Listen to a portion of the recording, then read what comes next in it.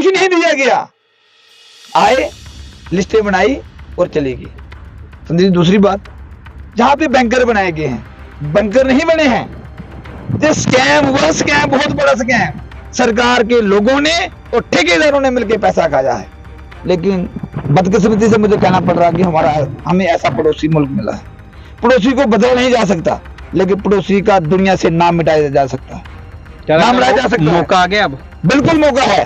लेकिन अभी तक डीसी साहब नहीं पहुंचे हैं, डिप्टी साहब नहीं पहुंचे हैं, चीफ सेक्रेटरी साहब नहीं पहुंचे हैं।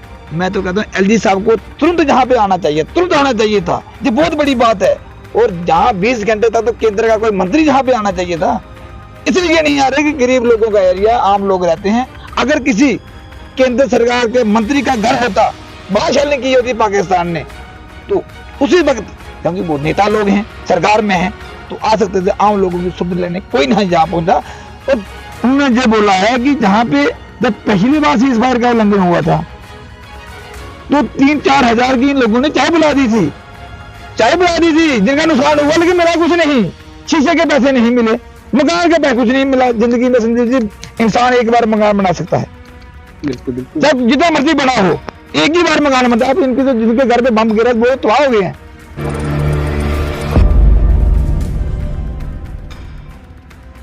आज हम उसी इलाके में पहुंचे हैं। अरनिया सेक्टर की बात करें, बीती रात जिस तरह के सतावट और फायरिंग जो है दोनों तरफ से करी जा रही थी। अगर भारतीय अंतर्राष्ट्रीय सीमा की बात करूं, जम्मू कश्मीर के सुचेतगढ़ बॉर्डर की और अरनिया सेक्टर पर मैं पहुंचा हूं, और पाकिस्तान सीमा की तरफ से और भारतीय सीमा के ऊपर जो है सीज फायर का उल्लंघन किया गया, जिसके बीच में तमाम जो लोकल स्थानीय लोग जो हैं उनको टारगेट किया गया। उनके घरों पर जो है मोर्टार शेल जो है वह दागे गए।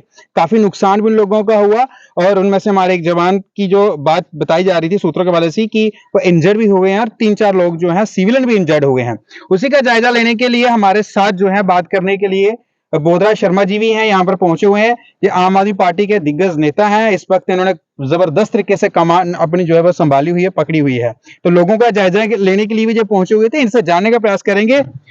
स्वागत है बोधराज जी, सबसे पहले तो आपका जम्मू कश्मीर के ऊपर। संदीप जी बहुत बहुत धन्यवाद जी। शुरुआत करते हैं, जैसे कि आज आप जायजा लेने के लिए पहुंचे हैं। मैं देखता रहता हूं आपको, जो आप हमेशा जहां भी ग्राउंड की बात जब आती है, कोई सिचुएशन बिगड़ती है, तो आप हमेशा वहां पर पहुंच जाते हैं। क्या लगता है कि जिस तरीके से पाकिस्तान द्वारा जो कायराना हरकत जो है एक बार फिर से अरनिया सेक्टर में देखने को मिली है, 2021 की बात करें, एक संधि बनी थी कि दोनों कंट्री जो है सीज फायर का उल्लंघन नहीं करेंगी, लेकिन वो उल्लंघन जो है पाकिस्तान की तरफ से आज देखा गया है बीती रात। देखिए संदीप जी, बड़ी दुख से मुझे कहना पड़ रहा है, पाकिस्तान की जो घिनौनी हरकत, क्योंकि पाकिस्तान हमारी सेना का मुकाबला नहीं कर सकता जी। अगर युद्ध हो जी। तो पाकिस्तान आधा घंटा भी हमारी सेना के आगे नहीं खड़ा हो सकता। ये दुनिया से नाम मिट जाएगा। लेकिन बदकिस्मती से मुझे कहना पड़ रहा कि हमें ऐसा पड़ोसी मुल्क मिला है। पड़ोसी को बदला नहीं जा सकता, लेकिन पड़ोसी का दुनिया से नाम मिटाया जा सकता है, नाम मिटाया जा सकता है। मौका आ गया अब, बिल्कुल मौका है। लेकिन और बड़ी बात, जहां जो इंटरनेशनल बॉर्डर है और जहां जो एरिया है, जो लगभग 50,000 लोग जहां रहते हैं, 50,000 लोग जहां जो लोग हैं बॉर्डर के एरिया में आसपास, जहां पे ये इस एरिया की बात कर रहा हूँ, जी जी, तो लोगों की इतनी बुरी हालत है, इतनी बुरी हालत है सिर्फ जी। बड़े बड़े लोग बातें करते थे, तो लगभग 20 घंटे से भी ज्यादा घंटे हो गए हैं जब बात हुए। बड़ा सा बड़ा अधिकारी SDM आरसपुरा पहुंची है, वो भी अभी हमारे साथ ही आई थी, हम वहां पहुंचे थे तब पहुंची है। कोई जहां डीसी अभी तक डीसी साहब नहीं पहुंचे हैं, डिप्टी साहब नहीं पहुंचे हैं, चीफ सेक्रेटरी साहब नहीं पहुंचे हैं। मैं तो कहता हूँ एलजी साहब को तुरंत जहां पे आना चाहिए, तुरंत आना चाहिए था। ये बहुत बड़ी बात है। और जहां 20 घंटे तक तो केंद्र का कोई मंत्री जहां पे आना चाहिए था, इसलिए नहीं आ रहे कि गरीब लोगों का एरिया, आम लोग रहते हैं। अगर किसी केंद्र सरकार के मंत्री का घर होता, बादशाह की होती पाकिस्तान ने, तो उसी वक्त, क्योंकि वो नेता लोग हैं, सरकार में हैं, तो आ सकते थे। आम लोगों की सुविधा लेने कोई नहीं जा पहुंचा। और पहले भी जहां कई बार फायरिंग हुई है, लोगों के मकान तबाह हुए हैं, कैजुअलिटी हुई है, पशु मवेशी यहां मारे गए हैं, कुछ नहीं दिया गया। आए, लिस्टें बनाई और चली गई। समझिए। दूसरी बात, जहां पे बैंकर बनाए गए हैं, बैंकर नहीं बने हैं, ये स्कैम हुआ, स्कैम बहुत बड़ा स्कैम। सरकार के लोगों ने और ठेकेदारों ने मिलकर पैसा खाया है, आम लोगों को फायदा नहीं हुआ है। अगर जहां ये जीरो लाइन पे कोई बंकर है ही नहीं है, जहां पे ये फायरिंग हुई है, जहां पे मोहल्ला है, जहां पे कोई बंकर ही नहीं है। अगर बंकर बना तो बाहर जाके डिच के इधर साइड जहां पे जरूरत है वहां नहीं बनाए हैं। अगर जहां पे बना तो 1.5 किलोमीटर 2 किलोमीटर बाहर बना है। जब पाकिस्तान फायरिंग करेगा तो फायरिंग के बीच बच्चे कैसे जाएंगे वहां पे, लोग कैसे जाएंगे? ये बड़े लोग बातें करते हैं बेटी बचाओ बेटी पढ़ाओ, क्या 50,000 पॉपुलेशन के अंदर कोई बेटी नहीं है? ये सवालिया निशान है। आज जहां मैं वो सियासत करने नहीं आया हूं, मुझे दुख होता है। तो किस बात का कि बातें बड़ी बड़ी करते हैं, आप फलाना करेंगे टमकाना करेंगे, लेकिन जब एक्चुअल पोजीशन ग्राउंड की है बहुत बुरी हालत है। नर्क बना के रखा इन लोगों ने, बना के रखा। लेकिन पाकिस्तान, वो पाकिस्तान जो 2.5 किलो का कटोरा लेके पकड़े मांगे तो वो नहीं भर सकता उनका। वो पाकिस्तान हमारे देश के ऊपर, हमारे लोगों के ऊपर, हमारे सेना के ऊपर जो ऐसी बार कर रहा है।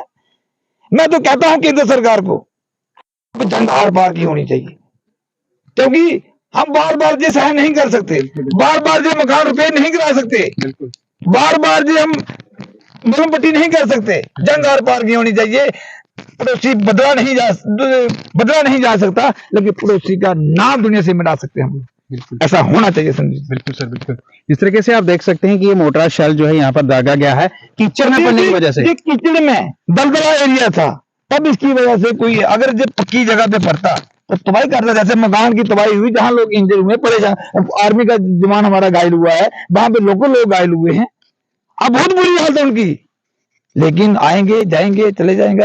अब जैसे आप आए हैं, मैं आया हूँ, 2-4 लोग हो या अधिकारी कोई आएगा, हम तो बाहर उड़ा सकते हैं ना। बिल्कुल बिल्कुल। कोई एडमिनिस्ट्रेशन का अधिकारी आएगा, वो आएगा, लिस्टें बनाएगा, लिस्टें डस्टबिन में 2 दिन के बाद बाहर चले जाएंगे।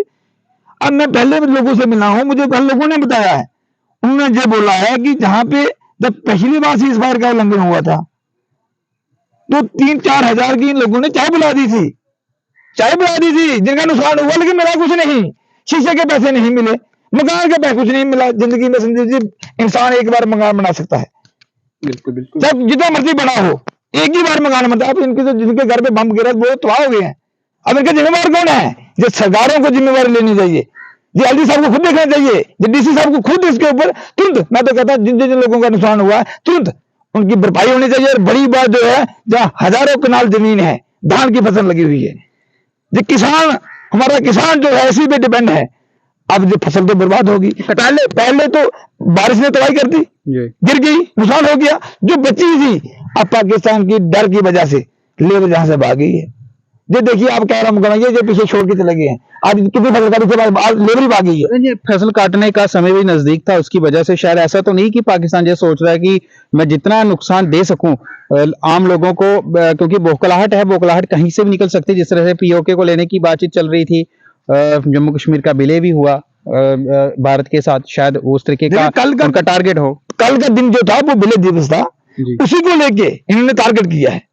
लेकिन मैं तो केंद्र सरकार से ये अपील करता हूं, ये कहता हूं कि हमारी सरकार सक्षम होनी चाहिए। देखिए सरकार सक्षम होनी चाहिए। अब जहां पार्टी सियासत की बात नहीं है, अब हिंदुस्तान वर्सेस पाकिस्तान की बात है। हम सबको इकट्ठे होके पाकिस्तान को दुनिया से मिटा देना चाहिए। हमारी सेना, हमारी पैरामिलिट्री फोर्स, हमारी बीएसएफ इतने सक्षम हैं, अगर इनको आजादी दी जाए, मात्र सिर्फ और सिर्फ 32 मिनट में पाकिस्तान का नक्शा दुनिया से मिट सकता है। संजय जी मैं दावे से कह रहा हूं, हमारी सेना सक्षम है। क्योंकि अगर पाकिस्तान के अंदर गुस्से, पाकिस्तान जाके वहां मार सकते हैं, ये तो आधे घंटे का खेल है, दुनिया से नाम मिट जाएगा। कार्रवाई तो ताबड़तोड़ तरीके से भारतीय सेना ने वो दे रही है, लेकिन इनको पूरी आजादी होनी चाहिए, पैसा आर पार की होनी चाहिए। अब क्या बार बार मलम पट्टी करनी है? ठोक देना चाहिए पाकिस्तान को, दुनिया से खत्म कर देना चाहिए। हमें ऐसा पड़ोसी नहीं चाहिए। तो ये बोधराज शर्मा जी कड़े शब्दों में कहते हुए चेतावनी दे रहे हैं। भारतीय अगर सरकार की बात करें, पाकिस्तान की बात करें, जिस तरीके से पाकिस्तान कायराना हरकतों से बाज नहीं आता और अब उन्होंने आम लोगों को चुना है, उनके घरों को चुना है, उनको टारगेट कर रहा है। ये देख सकते हैं कि किस तरह से एक मोर्टार शेल जो है इस खेत में पड़ा, ये दलदला था जिसकी वजह से उसने किसी को प्रभावित ज्यादा नहीं किया।